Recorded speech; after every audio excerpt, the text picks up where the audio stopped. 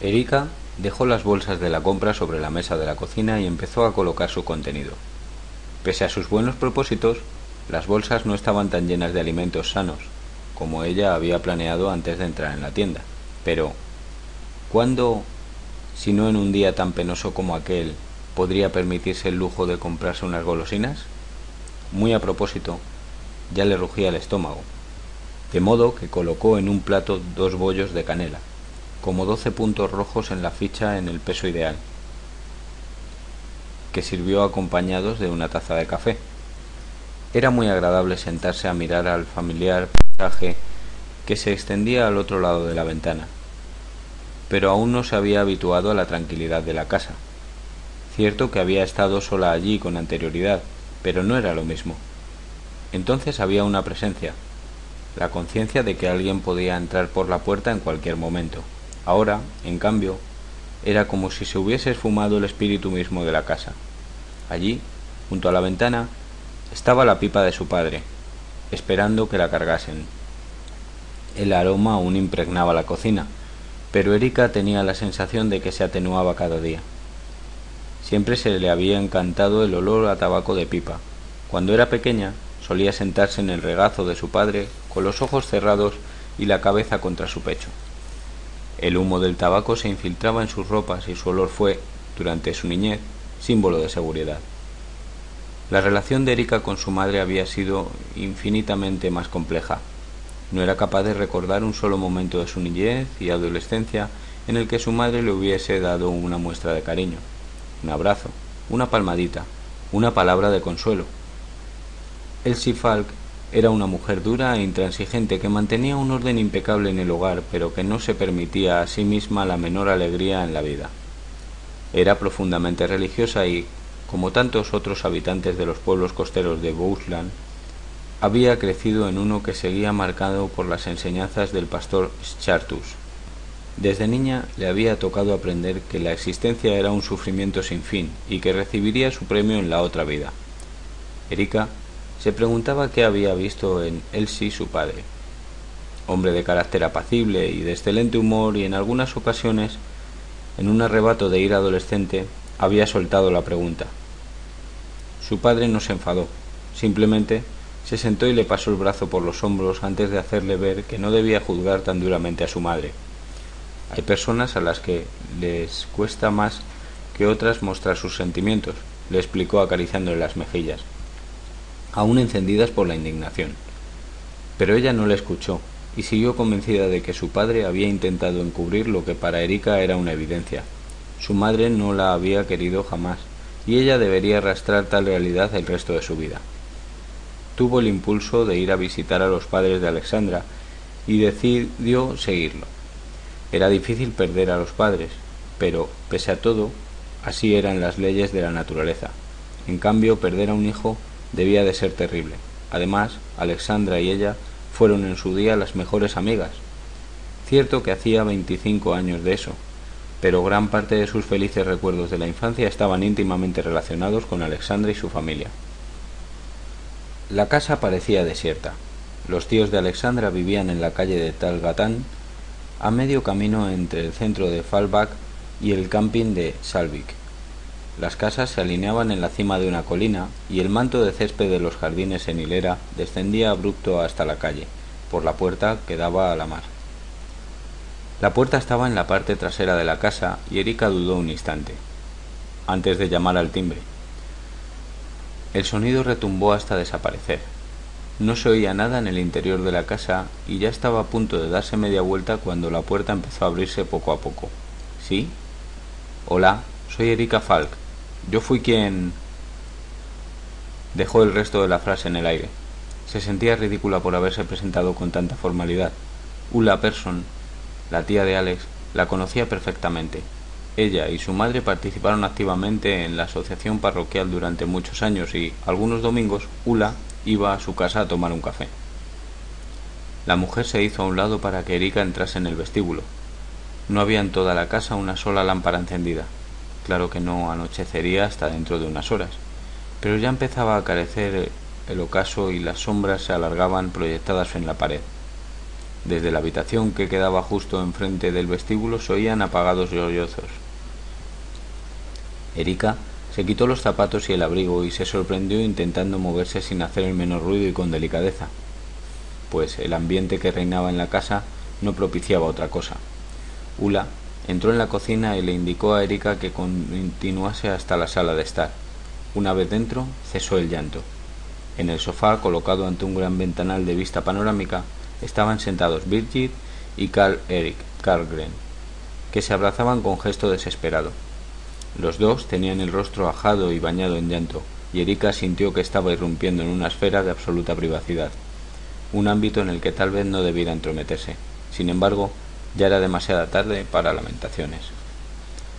Se sentó despacio en el sofá que había enfrente, con las manos cruzadas sobre las rodillas. Nadie había pronunciado una sola palabra desde que entró en la habitación.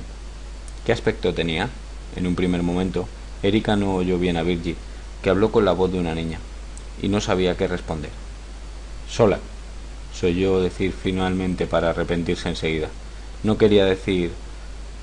La frase quedó a medias y murió en el silencio reinante. «Alex no se quitó la vida». La voz de Birgit sonó de repente fuerte, decidida. Karl Erik tomó la mano de su esposa sintiendo conforme. Probablemente advirtieron la expresión de escepticismo de Erika, pues Birgit insistió. «Alex no se quitó la vida. La conozco mejor que nadie y sé que jamás recurriría al suicidio. Jamás habría tenido el valor necesario para hacer tal cosa. Tú también debes saberlo. Tú también la conocías». La mujer se erguía cada vez más, subrayando cada sílaba, y Erika vio una chispa de esperanza en sus ojos. Birgit cerraba y abría las manos convulsamente, una y otra vez, y miraba a Erika fijamente a los ojos, hasta que una de las dos tuvo que apartar la mirada. Fue Erika quien decidió primero y echó una ojeada a la habitación. Cualquier cosa, con tal de no tener que ver el dolor del rostro de la madre de Alexandra.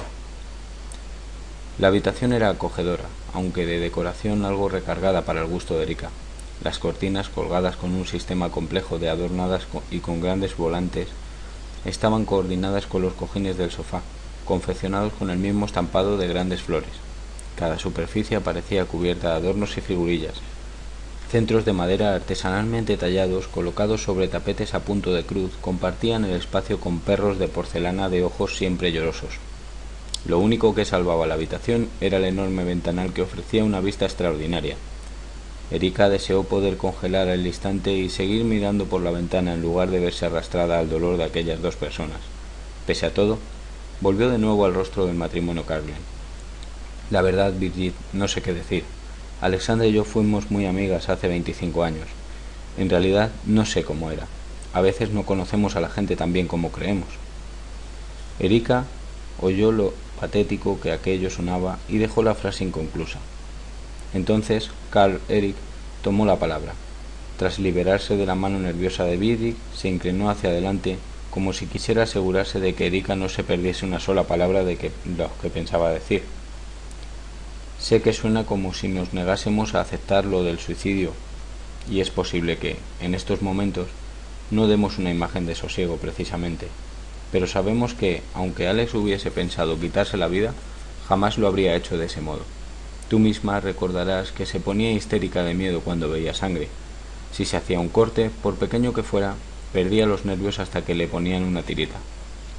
Si hasta era capaz de desmayarse con tan solo ver la sangre. Por eso estoy completamente seguro de que más se habría atrevido a tomar somníferos, por ejemplo. No existe la menor jodida posibilidad de que Alex lograse cortarse a sí misma con una cuchilla de afeitar, primero en un brazo y luego en el otro. Y luego, mi mujer tiene razón. Alex era frágil, no era una persona valiente, y para quitarse la vida es preciso tener cierto grado de valentía, de la que ella carecía. El hombre habló con convicción y, pese a que seguía persuadida por aquello, era la última esperanza de dos desesperados.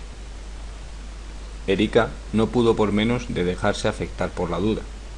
Bien mirado, había algo anómalo ayer en aquel baño.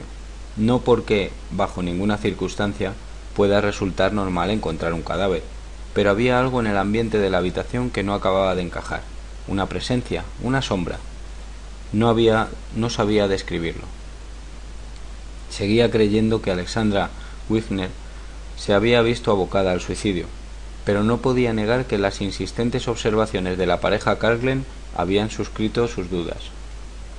De repente, cayó en la cuenta de que hasta qué punto Alex había llegado a parecerse de adulta a su madre. Birgit Karglen era pequeña y esbelta, con el cabello rubio de su hija, y aunque, en lugar de la abundante y larga melena de Alex, ella lo llevaba con un elegante corte con flequillo. Ahora iba totalmente vestida de luto, y pese a su dolor, parecía consciente del llamativo afecto que producía el contraste del negro con el rubio de sus cabellos. Algunos de sus movimientos desvelaban cierto grado de vanidad. Una mano que mesaba a conciencia el flequillo, el movimiento al colocarse el cuello de la camisa, hasta dejarlo perfecto.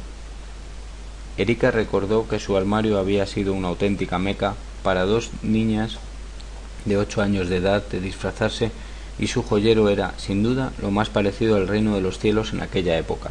A su lado, su esposo presentaba un aspecto bastante corriente, no porque carecía de atractivo en absoluto, sino porque simplemente no estaba a la altura. Era un hombre de rostro alargado, con rasgos definidos y el nacimiento del pelo rezagado en la coronilla. También él vestía de negro, pero, a diferencia de su esposa, ese color le daba un aspecto más triste aún. Erika intuyó que había llegado el momento de marcharse mientras se preguntaba qué era lo que había pretendido conseguir con aquella visita. Se levantó, pues, y otro tanto hicieron los Karglen. Birgit miró acuciante a su marido, como exhortándolo a decir algo. Evidentemente, algo de lo que ya habían estado hablando antes de que llegase Erika.